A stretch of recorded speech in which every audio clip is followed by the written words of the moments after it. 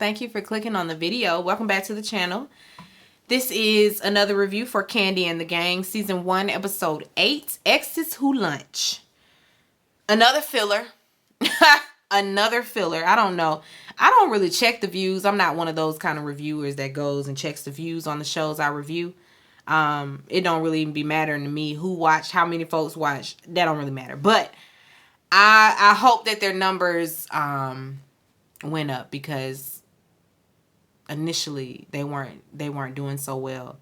And with episodes like this one, I can see why. Anyway, excuse me, Brian and Philip, they at work getting along, you know, we see that. Then we see Mama Joyce and Aunt Nora, they looking at a dating website to find Bertha a little friend. Bertha say, find 2 men's, you know, and we'll make it a double date. You know, they say they can go out and have a good time. They'll entertain a gentleman caller. Chandrika and June, they meet up with Dominique to have lunch. And, you know, it's, so how was last night? And Dom says that when they told him that they were outside, you know, Safari and them was just like, nah, they not on the invite list. And Dom was trying to figure out how they got off the invite list because Patrick invited him. And June throws a little shade at Safari, calling her a blow-up doll. I said, well, damn. When he said it, I immediately saw a blow-up doll. I can see it. Anyway, June also makes sure that that Dominique knows how wrong she was for leaving her friend downstairs while she continued to party upstairs. And he did that throughout the episode, just running up on folks. So you left my girl outside, and I just want you to know I got a problem with it. And these people are like, what? Yeah, Chandrika, where is she to say anything? Because she sat there and didn't say nothing and let June just fight her battle. Dominique like, you better get your man, girl. You better get your man now. Go on and get him. June was overstepping a little bit, because ain't nobody even asked you nothing. If Chandrika got issues with it, then she should be saying it, not you. No, you're not her mouthpiece, you know, her spokesperson. Anyway, she leaves. She gotta go to work anyway.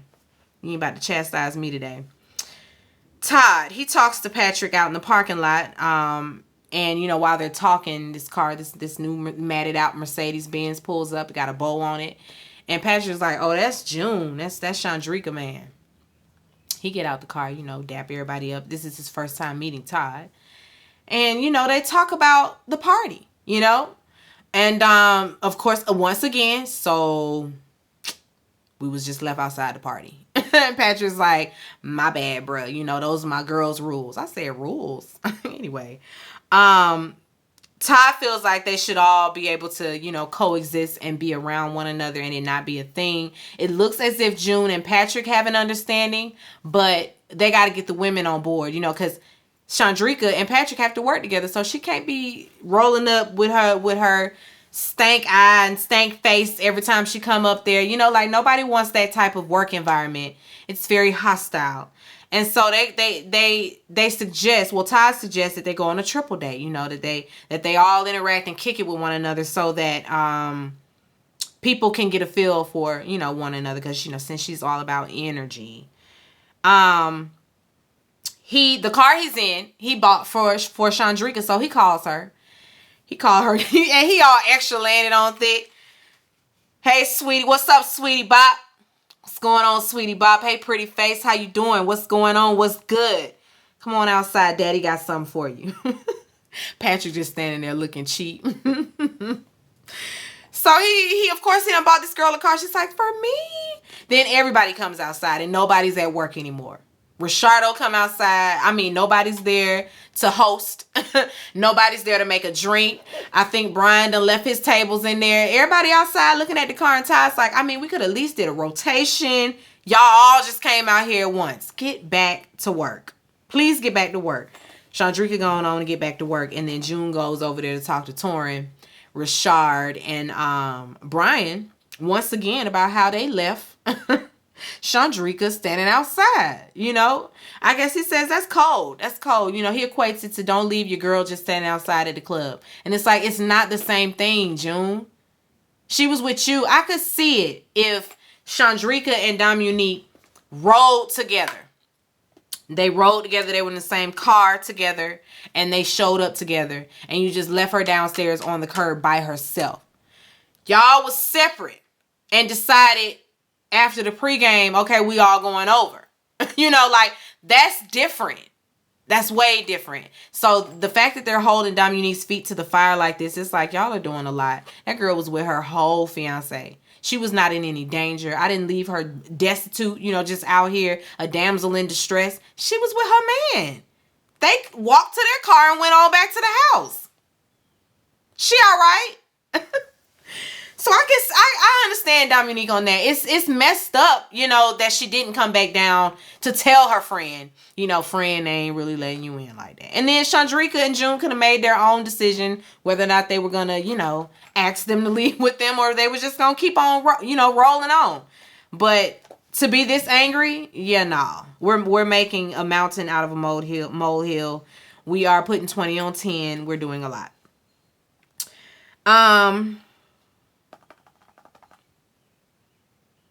Drika, she goes to Brian's house. We're going to have a toupee funeral. We are not going through the whole thing. Rashard is also there. Rest in peace. He called, the wig's name was Leslie.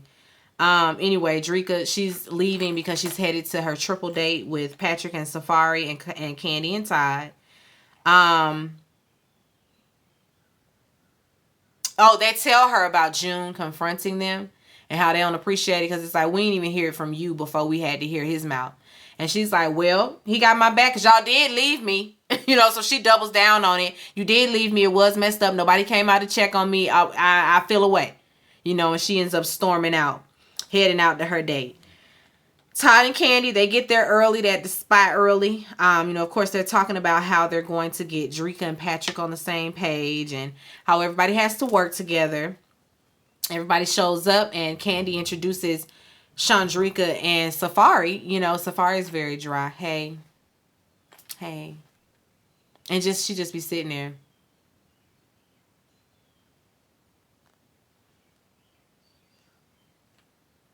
While everybody is having a conversation, having a key, she's just...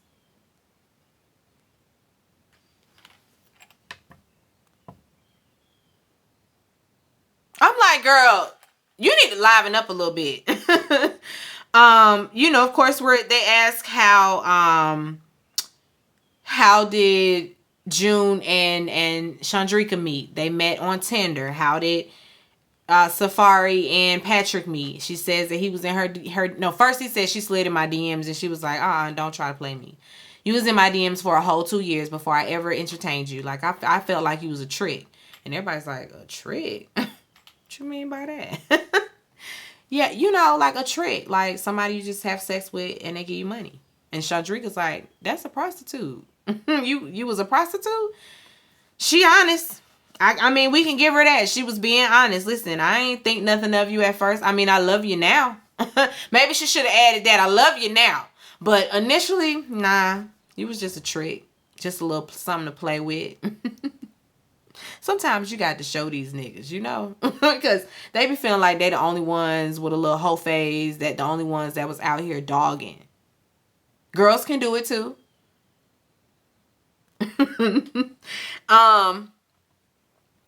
The exchange between everybody, to me it was awkward. But I mean, whatever. I guess Kandi felt like it went okay, but it was awkward to me. It's like Safari and Drika are, playing nice, but it's very awkward. It's just like that girl got such an off-putting disposition. She just, Anyway, Todd asked her if Safari was her real name. She said no, her name is Miriam. She just calls herself that. She just named herself Safari, and everybody calls her Safari. No, your mama named you Miriam. You Miriam from this day forward. You are Miriam. Safari. That's what you chose. When you decided to give yourself a fake name, Safari, it sounds very stripper. I mean, granted, I think people naming their kids Safari these days. Eden watches a little girl on YouTube Kids. What's them babies' names? Safari, Sakura and Safari. They so cute. They are so adorable. So if you got little girls, go tune in to Sephora and what is it? Safari and Sakura's Playhouse. That would me up if I was their mama saying them names like Safari Sakura. Safari Sakura. Yeah. Anyway.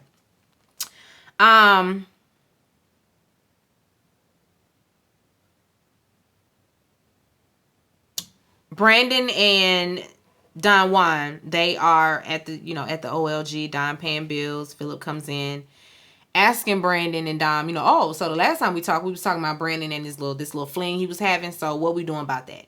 Did we revisit it? Like, what did we decide? Brandon is still deciding to keep his relationship a secret. It's like, no, that's not the option. Somebody gotta go. While they're talking, Dominique rolls up in there. She stands in there. Now she got to sit there and have this conversation once again. What's gonna happen? Who leaving? Somebody got to leave the building. Who is it gonna be? They're very laxed about it. They're not making a big deal out of it. They're leaving it up to them. Whereas they should have taken control, and somebody should have been relocated immediately or fired. This should not be up to them to make the decision, because Brandon ain't gonna make the decision. Y'all already know that. He's choosing to have his cake and eat it too. Choosing to keep his job there at the OLG and have his girlfriend working there.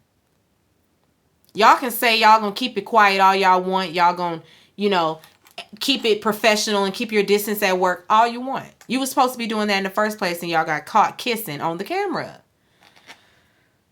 Anyway.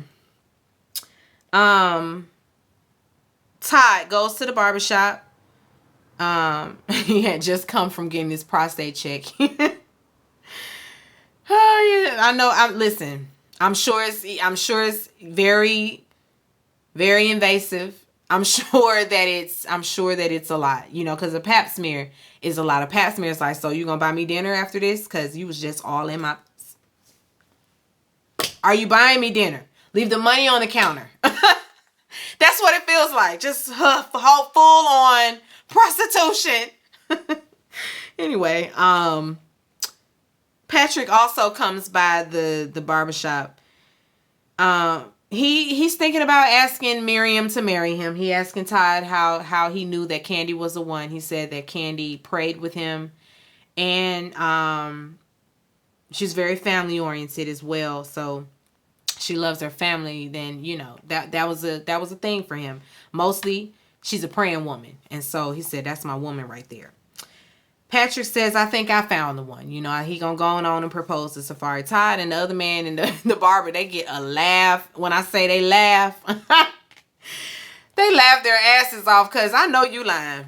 Safari, she has to sit down with Kandi, because Kandi said I had to get a follow-up, because that whole trick comment, yeah, nah, I ain't like that. Todd also didn't like the trick comment, so he's over there at the barbershop telling Patrick the same thing. I did not care for her calling you a trick. Now that's a red flag for me. Kandi feels like, he sings your praises. He's always talking about Safari, this, that, and the third. She's this, she's that. But how do you feel? Because you sitting up saying he was a trick. And so, do you love him like that? Because I need to let him know if it's, because he's serious. And if you're not, then, he needs to know that. And she says that he's the one. She says he's the one, and she loves him very much. And I'm just like, okay. I'm still not convinced, but okay. If you, because I'm also hearing that Kandi was doing a dating show, and she wrote in to be Patrick's date. When it didn't work out, she slid in his DMs. Oh, now you'll answer the DMs. Girl, you got something with you. You done already showed us that you are capable of hoish activities. You're capable of being a mark, Anyway, Kandi says that Safari's cool. She says that she's cool. She cool. Todd, on the other hand, I don't know. I don't think he's convinced yet. Brian, he has the whole gang over. Torrin, Drika, Dominique, and Rashard. Drika tells them about the date. Excuse me. It was cool or whatever. She brings up the party, of course, and She says that Patrick was throwing Torin under the bus and all of that. Richard chimes in, being a brown noser, because he's proven to be that person, you know. Like, especially because he was doing this with Philip, you know, volunteering all this information about everybody else. Yeah, I'm so sorry that we didn't check on you. I know we didn't check on you, my bad. But I told Dominique that she should have. Dominique, like, you ain't told me shit. Production says that was a lie because he did. He definitely did tell you that you should go out there and see about your friend. And you didn't do it. But Richard, you don't get no brownie points because you didn't go out there either. So what's the point? Anyway, they get into it with one another. She start throwing out a few homophobic slurs, you know, calling him, what she called him? A spicy. She called him spicy, or it was derogatory, you know, it was nasty. Very much a thing women do. Getting into it with a gay man, you just revert to, okay, girl, and it's like, that's lazy. That's lazy and it's late. Calling out his spiciness, the fact that he's an effeminate male, okay. So, like, girl, it's so much we can say about you. So much. About your appearance alone. And so, come on. Like, black women, let's stop. Let's stop. She didn't even have to go there, but he was the what she call him, a spicy. I wish I had wrote it down, but it was mean. It was mean. Richard just ended up leaving. Then she storms out. Torin gets mad, you know, at Drika, and then they storm out. It was all bad. It was a flop. It was a flop. They did not have a good chat and chew, you know, and Kiki like they thought they would. Kandi and the OLG, they meet up at the house, at Mama Joyce's house. Patrick wanted to have the OLG plus Winky, or Weenie. Patrick wanted them all to get together. You know, he says, y'all are the women of my life, my favorite women. I'm trying to add a fifth one. I just want y'all's blessing, you know. Bertha already knew you're getting married. He got the ring and everything. He pulled it out, you know, and Kandi said, this ain't the same ring for the other girl, is it? So apparently he had been engaged before. He says that he broke it off because he has abandonment issues. And this how he be talking. Just dumb, not even blinking. People that don't blink, I'm leery. Why you not blinking? That's a natural bodily function, and yet you thinking so hard to lie, you ain't even blinking. He say, he's sitting up there not blinking, talking about I got abandonment issues, and one day we got into an argument and she left, and so that was that. I was out in the streets. Something is off about Patrick. I mean, you say he's smart. I mean, the people say he's a college graduate. He graduated from Georgia State. Go you. He has his real estate license. He teaches a class, you know, so people can get their real estate license. So, you know, he got a little book smart, street smart, you know, common sense, that sort of thing. No. That one didn't happen for him. That one didn't happen for him at all. He's completely green when it comes to that. But anyway, he's going to propose. He's going to propose to Safari. I'm guessing that's going to be next week's episode. That's how we're going to wrap it up. What if she say no, y'all? That ain't funny. That ain't funny, because that'll break his heart. That'll break his heart. But he got her up on such a high pedestal. Listen, it's only down from there, because goddamn, he feel like this girl is God's gift, okay? God's gift. Anyway, that's where we end. So be sure to rate, comment, and subscribe to the channel. It's Call Me Busby, and I'll chat with you later. Peace and light.